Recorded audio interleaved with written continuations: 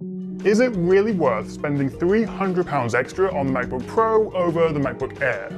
So this is the base MacBook Air with the M1 chip, 8GB of RAM, 256GB of storage, and it'll set you back £1,000, same in dollars. Whereas this guy is the MacBook Pro 13, also with an M1 chip, also with 8GB of RAM, 256GB of storage, it's the base model as well, and it'll cost you £1,300 or $1,300. And there really isn't that much difference between them anymore. And on paper at least, really it comes down to the Pro having an extra graphics core, a fan, a slightly brighter screen, bigger battery, and better mic and speakers. And in favor of the Air, it's a little bit thinner and lighter, and also a fair bit cheaper. So let's put these to the test. And if we start with the design, this shouldn't take too long because, you know, they're both beautifully well made, all aluminium, one finger opening, premium laptops with chunky bezels. They're pretty familiar by now, and arguably getting maybe a little bit dated, especially when you compare it to the likes of, say, the Dell XPS 13. But crucially, we do have the fantastic Magic Keyboard on both. Now, the MacBook Air is 100 grams lighter and tapers in toward the front, so it's a little bit sleeker than the Pro, but we do miss out on the touch bar, although personally I don't think that's any great loss. They also both come with two USB 4 ports with Thunderbolt 3 support. As for the screens, well, they're exactly the same size, same resolution, same sharpness, and they both support True Tone.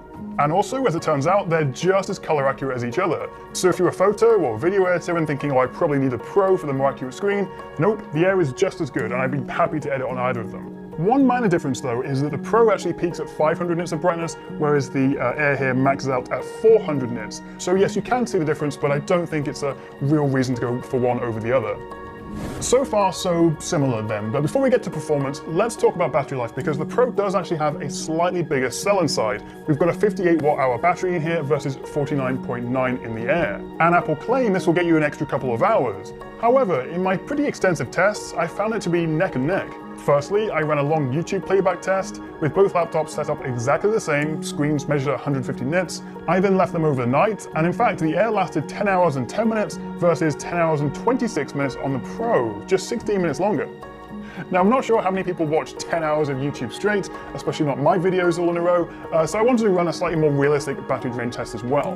And so starting with an hour of YouTube, and then an hour-long Zoom call, followed by some Fortnite, streaming a show on Apple TV, doing some office work in Word and Google Sheets, and then finally the best part of an hour doing some video editing in Final Cut, by which point they both died within literally a couple of minutes of each other. There really wasn't much between them. It will of course come down to how you use it, maybe the programs you use, and of course Apple do claim that you'll get a little bit more out of the Pro, but from my experience at least, it really is pretty much the same.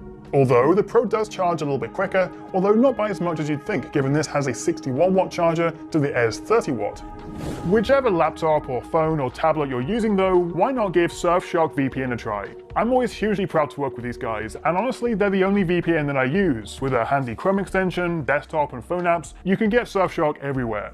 And it basically helps keep you safe online, preventing tracking, malware and other nasty things, but it also lets you watch movies and TV shows you can't normally get in your country, like HBO Max and Hulu for me here in the UK. As always though, just click the link below or use the code TechChap for a whopping 84% off and 3 months extra free. Or actually 4 months free during this exclusive Cyber Monday deal. Plus there's a 30-day money-back guarantee if you're not absolutely loving it. So why not give Surfshark VPN a try? But the big question is, how much of a difference does that extra GPU core and also having a fan make in terms of speed and performance over the Air? Well, let's get a couple of boring old benchmarks out of the way first, and in Cinebench R23, there's really nothing between them in single core. But interestingly, the Pro is 12% faster in multi-core. Then in Geekbench 5 CPU test, this time both single and multi-core scores are neck and neck, although running the OpenCL graphics test, the Pro with its extra GPU core takes a 12% lead. So why is it then that in Geekbench CPU tests these scored pretty much exactly the same, but in Cinebench this was about 12% faster? Well, I think that all comes down to the fan. And because Cinebench R23's tests now run for 10 minutes, which is much longer than Geekbench, it takes into account throttling. Because while they have the exact same processor with the same 3.2 GHz clock speed, the Air has to throttle back sooner to avoid overheating. So as I'm sure most of you guys probably guessed, the big difference with the Pro then comes down to sustained performance, how fast it is over longer periods. And actually, my gaming tests back this up. When I ran Fortnite for an hour during my battery test, I also measured the frame rates along the way. And with high settings at Full HD, to begin with there was only a 4 FPS difference. But then, just 10 minutes later, I checked back, and the Air was now averaging 30 FPS, a drop of 8, and the Pro was on 40, a drop of just 2. So even just with 10 minutes of gaming, we see the Air lose about 20% of its performance, and the Pro loses only about 5%. Although interestingly, when I came back to check it again at the full 1 hour mark, they actually hadn't gone down any further, so it seems that we do see that sort of drop off, that throttling on the Air, particularly within the first sort of 5, 10, 15 minutes of use. Sticking with gaming for a minute, and I fired up a bit of Shadow of the Tomb Raider, and after 5 repeat runs on both, again at Full HD high settings, the Pro held firm at 24 FPS, whereas the Air averaged 22 for the first 2 cycles, but then dropped to 20 for the last 3. So they're both actually quite capable little light gaming machines, although you are still limited by the range of games available on Big Sur, and also there is still some compatibility issues with the M1 chip and games running through Rosetta 2. As I mentioned in my MacBook versus XPS video the other day, there's actually a really handy spreadsheet with compatibility and performance in games running on the M1 chip.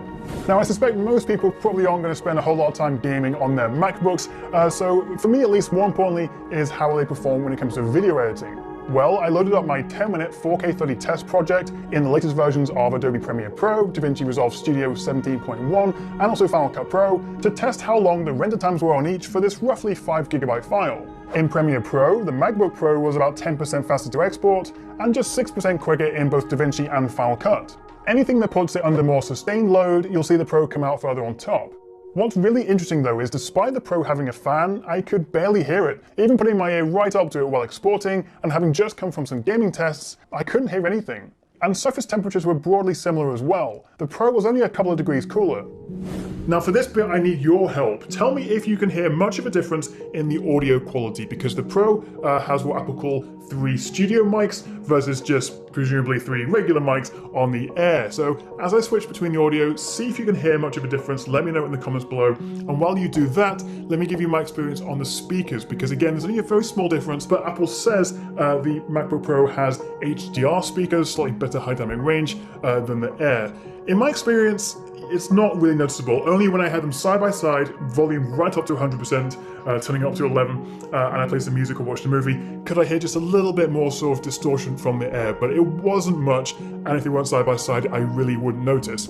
So on the one hand, you may be thinking that's a little bit disappointing that we're not getting more from the Pro, but then the way I see it is that most people then can get away with buying the cheaper MacBook Air. It all depends on your use case though. If you're editing, rendering, or gaming all day, then the 10 to 20% boost in performance with the Pro may come in handy. Although going for the higher spec Air with the full 8-core GPU chip would certainly narrow the gap between them even more.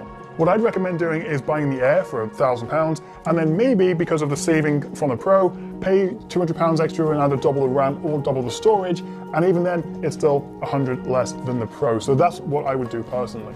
But what do you reckon? Which one would you go for, or none of the above? Let me know in the comments below.